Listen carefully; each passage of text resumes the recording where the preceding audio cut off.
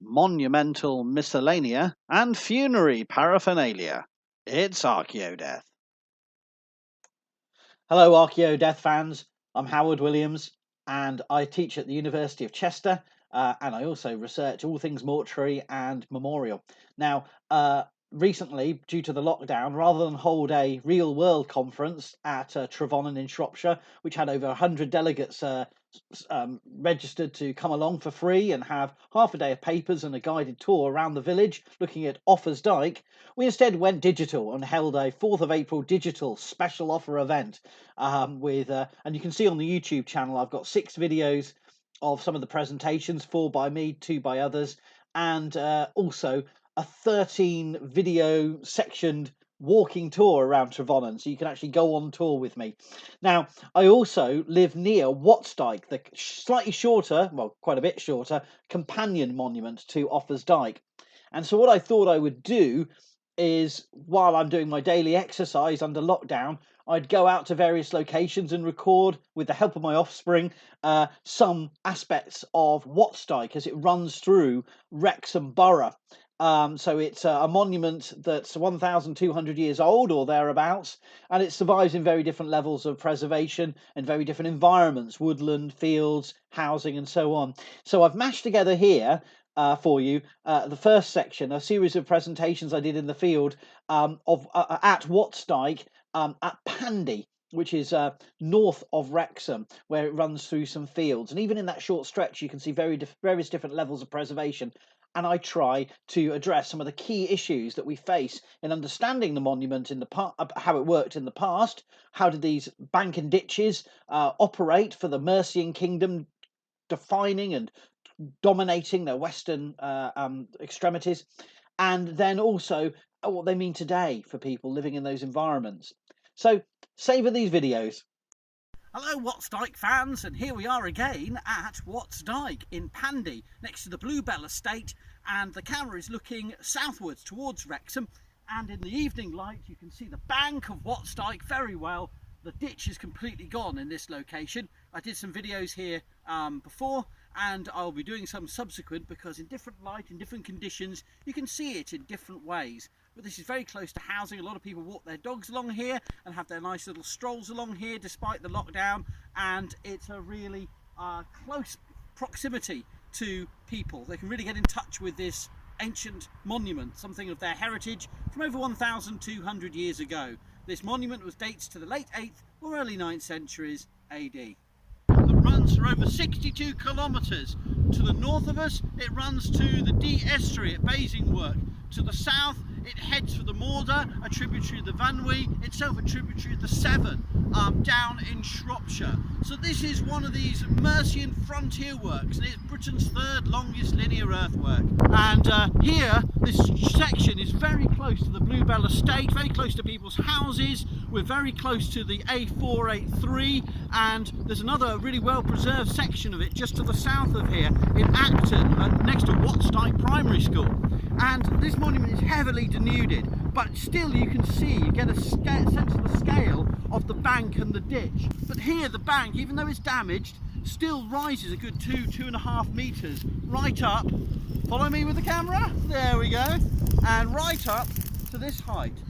So you get a sense, even though it's damaged, of a monument of huge proportions built over 1,000 years ago. But I stop here to illustrate what happens when historically farmland has needed an access point through the historic monument. And as you can see, this stretch back here, it's completely gone. It's almost completely invisible. And then behind again, the bank rises and is well preserved.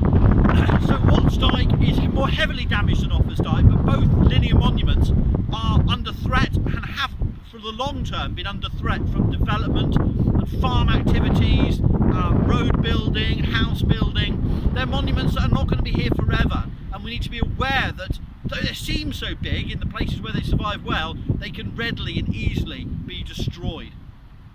This is where the Dyke coincides with the Dyke Trail, which is a long distance walking path from Holywell in Yorkshire down to Pandy in Shropshire. And here, right by the A483, where the Dyke destroyed 40 years ago in the building of the Wrexham bypass, you can experience in a small section something of the scale of what's Dyke when it was originally built.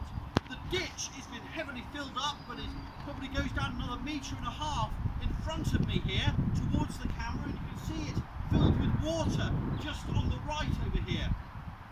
But the bank rises up at least 3 meters above the bottom of the ditch as it survives today here, and is quite a substantial monument. So here, right next to a busy road, although it's not as busy as it usually is, right in the sort of close to North Wales's largest town, you can see a section of well-preserved Watts Dyke. In fact, I would say that anybody driving along the A483, although I would advise them to keep focused on the road, everyone who uses the A483 between Chester and Wrexham will have glanced into the fields on the western side of the road and will have seen the monument, let alone anyone walking around the local district. So this is a very well-known and familiar monument in the landscape, but unfortunately, even though we're quite close to a Watts Dyke primary school, very few people know that it's here, and really it deserves more attention, which is one of the reasons why we're doing these videos. This, at the moment, dated to the most likely dating from OSL dating from Gilboan a decade ago, puts this as slightly later than Offa's Dyke, a monument of the early 9th century AD, but we still need confirmation from other locations regarding that dating. But as I sort of pan around, but you do get a sense of how this monument would have been a significant divide in the landscape, a significant monument. Now, we don't think, and this keeps getting said again and again wrongly, we don't think it was an ethno-linguistic border. We don't think people literally on one side were English, Anglo-Saxon speaking Mercians, on the other side they were Welsh. The ethno-linguistic story of this region is complex and long-term, and I don't think it was intended to divide peoples in any sense that would be comprehensible today in terms of the political rhetoric about borders. But then again, there is a parallel there because they don't work either. But here we think it's about controlling movement over the longer and broader landscape length between the Dee estuary and the Severn.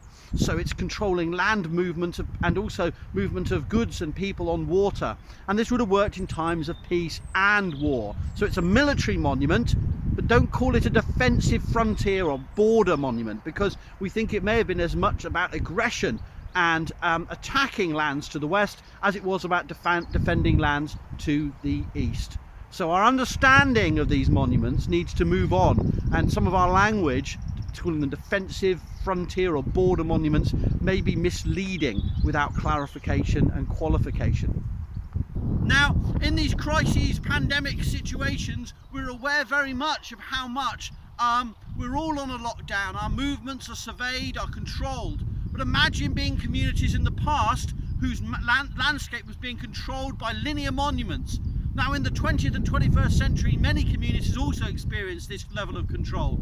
And looking to the past helps us understand these monuments and how they managed and controlled movement in the landscape in times of peace and war, but also helps us reflect on the significance and problems affected by linear monuments in today's world. Thank you. If you've enjoyed this Archaeodeath video, why not check out the Archaeodeath blog at howardwilliamsblog.wordpress.com.